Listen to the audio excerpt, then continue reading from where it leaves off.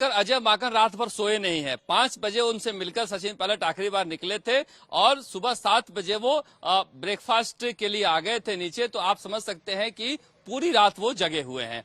तो लाचारी तो उनकी है, उस लाचारी को हम लोग सुन भी रहे हैं। मगर बड़ा सवाल यह है, क्या कांग्रेस आलाकमान ये समझा नहीं कि राजस्थान में क्या हो रहा है? अब अजय माकन का कहना है कि हम तो सब समझे हुए थे, हम अशोक गहलोत से पूछकर ही आ रहे थे। उन्होंने कहा था एक पद एक व्यक्ति का सिद्धांत। हमारे साथ जो है वो धोखा हो गया है। अब धोखा इस तरह से हुआ कि जब वो 1:30 बजे आए तो अशोक गहलोत ने प्रोग्राम बना लिया भारत पाकिस्तान बॉर्डर का, तनोट का, जहां पर मोबाइल का सिग्नल आता ही नहीं है।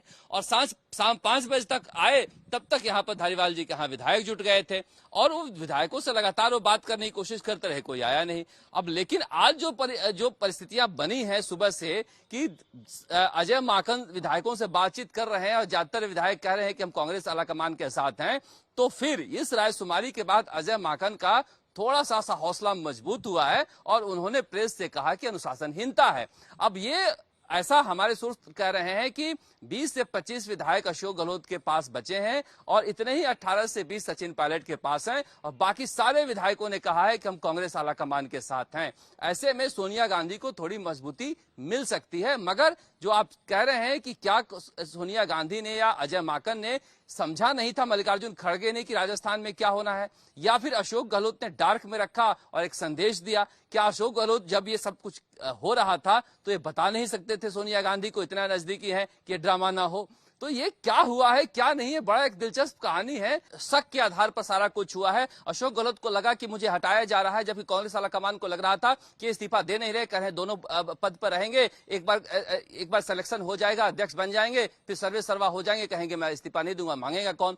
और इधर अशोक गहलोत को लगा क्या पता मुझे हटाकर सचिन पायलट को बना दिया जाए। तो शक के आधार पर इतनी बड़ी बगावत हुई है। अशोक गहलोत का क्या होगा, क्योंकि जब कह रहे हैं अजय माकन की निश्चित रूप से अनुशासनहीनता है ये, और सब कुछ अशोक गहलोत को जानकारी दी गई थी, उसके बावजूद की गई है। और कल रात 2 बजे तक वो अशोक गहलोत को समझाते रहे, फिर भी नहीं माने। तो निश्चित रूप से अब अशोक गहलोत तो राष्ट्रीय अध्यक्ष बनेंगे नहीं, मगर मुख्यमंत्री भी बने रहते हैं। कब तक बने रहते हैं और कितना भरोसा हासिल करके बने रहते हैं, जो आलाकमान के पास विधायक है वो क्या फैसला लेते हैं, ये बेहद महत्वपूर्ण हो जाता है यहां से।